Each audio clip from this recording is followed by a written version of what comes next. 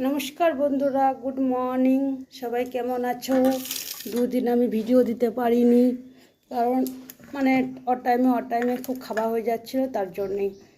এই তো আজকে খাবো রুটি, আলু ভাজা আর কলাই ভাজা।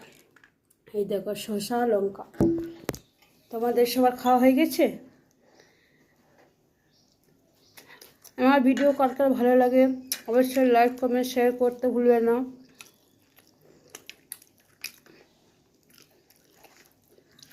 এখন আমি খাওয়া শুরু করছি।